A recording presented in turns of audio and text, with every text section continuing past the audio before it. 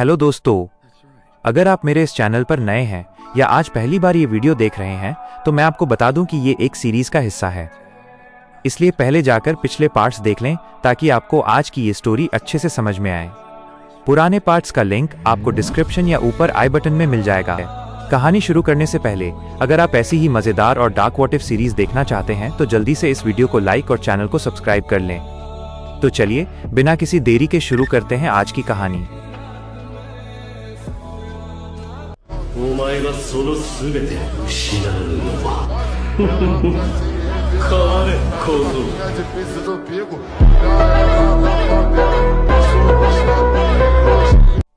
Chunin परीक्षा का final round Konoha के सबसे बड़े स्टेडियम में हो रहा था। पूरा गांव और यहां तक कि दूसरे देशों के बड़े बड़े लोग भी वहां मौजूद थे। मुख्य मुकाबला था नारुतो उजुमाकी बनाम नेजी ह्यूगा। नेजी, जिसे ह्यूगा कबीले का सबसे प्रतिभाशाली निंजा माना जाता था, रिंग में बड़े गर्व के साथ खड़ा था। उसने अपनी ब्याकुगन आंखें सक्रिय की और नारुतो की ओर देखकर ठंडे स्वर में कहा, नारुतो, हार मान लो। भाग्य पहले ही लिखा जा चुका है। एक लूजर हमेशा लूजर ही रहता है और तुम एक ऐसे इंसान हो जिसका कोई भविष्य नहीं है। नारुतो ने अपनी आंखें बंद की और धीरे से हंसा। इस बार उसकी हंसी में कोई गुस्सा नहीं था, बल्कि एक गहरा खालीपन था। उसने अपनी आंखें खोली, वे पूरी तरह से लाल थीं। भाग्य? नेजी, तुम अपनी छोटी सी आंखों से जो देखते हो वो सिर्फ एक पिंजरा है। मैं उस पिंजरे को ही आग लगाने आया हूं। लड़ाई शुरू हुई। नेजी ने अपनी प्रसिद्ध जेंटल फिस्ट तकनीक का इस्तेमाल किया और नारुतो के शरीर के चक्र बिंदुओं, चक्रा पॉइंट्स को एक एक करके बंद करना शुरू कर दिया। नेजी की रफ्तार और सटीकता अविश्वसनीय थी।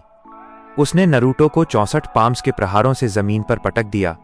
खेल खत्म, नेजी ने मुड़ते हुए कहा। तुम्हारा चक्र अब बहना बंद हो गया है। तुम अब हिल भी नहीं सकते। लेकिन तभी पूरा स्टेडियम एक अजीब सी कंपन से थरथरा उठा। जमीन फटने लगी और नारुतो के शरीर से काले और नारंगी रंग की आग जैसी ऊर्जा निकलने लगी। वो धीरे धीरे खड़ा हुआ। उसका जख्म आंखों के सामने भरने लगा। नारुतो ने अपनी मुट्ठी हवा में उठाई। तुम कहते हो कि किस्मत बदली नहीं जा सकती? तो देखो मैं कैसे तुम्हारी किस्मत को अपने हाथों से कुचलता हूं। नेजी घबरा गया।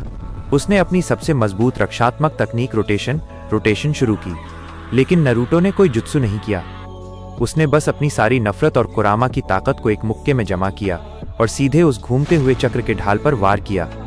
एक भयानक धमाका हुआ और नेजी की अजेय ढाल कांच की तरह टूट गई। धुएं के बीच से नारुतो निकला और उसने नेजी का गला पकड़कर उसे दीवार से दे मारा। नेजी की ब्याकुगन आंखें डर से फटी की फटी रह गई थीं।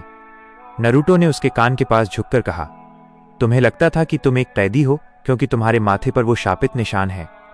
असली कैदी तो ये गांव वाले हैं जिन्हें अब मुझसे बचने का कोई रास्ता नहीं मिलेगा। और तुम सिर्फ मेरी जीत की सीढ़ी हो। नारुतो ने नेजी को इतनी जोर से जमीन पर पटका कि पूरा मैदान धंस गया। नेजी बेहोश हो गया था, लेकिन नारुतो रुका नहीं। उसने अपना कुनाई निकाला और नेजी के माथे पर बने ह्यूगा कबीले के उस शापित निशान को अपनी खरोंच से मिटाने की कोशिश की, जिससे खून की धार बह निकली। रेफरी और प्रॉक्टर हयाते गेक्को बीच में कूद पड़े। मैच खत्म। विजेता नारुतो उजुमाकी। पूरे स्टेडियम में सन्नाटा था। कोई ताली नहीं बजी, कोई शोर नहीं हुआ। हजारों लोग बस उस 12 साल के लड़के को देख रहे थे जो लहूलुहान मैदान के बीच में एक शैतान की तरह खड़ा था। नारुतो ने ऊपर होकागे की ओर देखा और उंगली से गला काटने का इशारा किया। विनाश का काउंटडाउन शुरू हो चुका था। नेजी के साथ हुए खूनी मुकाबले के बाद स्टेडियम में तनाव अपने चरम पर था। अभी लोग संभल भी नहीं पाए थे कि अचानक आसमान से सफेद पंख गिरने लगे। यह एक जेनजुत्सु भ्रम था जिसने आधे से ज्यादा दर्शकों को गहरी नींद में सुला दिया। तभी एक जोरदार धमाका हुआ और स्टेडियम की दीवारों को फाड़ते हुए विशाल सांप अंदर घुस आए।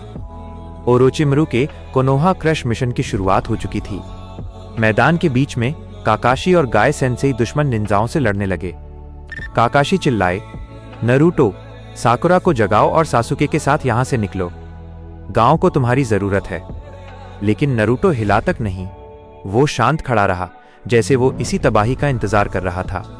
सासुके, जिसके गले पर ओरोचिमारू का कर्स मार्क अब काले सांपों की तरह फैल रहा था, दर्द से चिल्ला रहा था।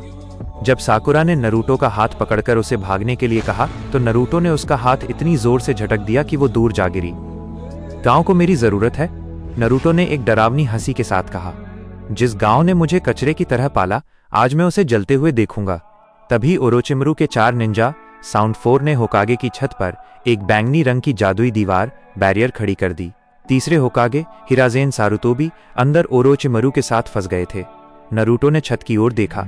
उसकी आंखों में वो पल याद आ गया जब उसने होकागे से मदद मांगी थी और उन्होंने उसे केवल धैर्य रखने को कहा था। नरूटो बिजली की गति से छत की ओर कूदा। काकाशी को लगा कि वो होकागे को बचाने जा रहा है, लेकिन हकीकत कुछ और थी। नरूटो बैरियर के पास पहुंचा और वहां खड़े ओरोचिमारू के गुर्गों को देखकर रुका। मैं अंदर आना चाहता हूं, नरूटो ने ठंडे स्वर में कहा। ओरोचिमारू, जो होकागे के सामने खड़ा था, मुस्कुराया। उसने इशारा किया और बैरियर में एक छोटा सा रास्ता बनाया।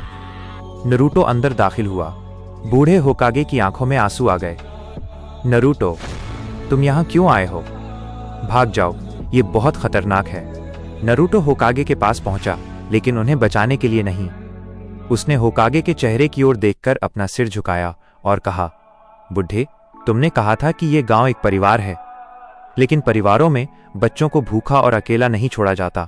आज मैं इस पेड़ की जड़ों को काट दूंगा। नरूटो मुड़ा और ओरोचिमारू के बगल में जाकर खड़ा हो गया। यह नज़ारा पूरे कोनोहा के लिए सबसे बड़ा सदमा था। गांव का नंबर 1 विद्रोही अब गांव के सबसे बड़े दुश्मन के साथ हाथ मिला चुका था। ओरोचिमारू ने नरूटो के कंधे पर हाथ रखा और कहा, तैयार हो मेरे छोटे सिपाही? नरूटो ने अपनी लाल आंखों से जलते हुए कोनोहा को देखा और बोला, सिर्फ तैयार नहीं, मैं इस आग को और भड़काने के लिए बेताब हूं। नीचे मैदान में सासुके ने यह सब देखा। उसकी आंखों में पहली बार शारिंगन के साथ साथ नरूटो के लिए नफरत की एक नई आग भड़की। इस एपिसोड का अंत होकागे के गिरते हुए आंसुओं और नरूटो की उस ठंडी काली मुस्कान के साथ होता है, जिसने कोनोहा के भविष्य को हमेशा के लिए बदल दिया था।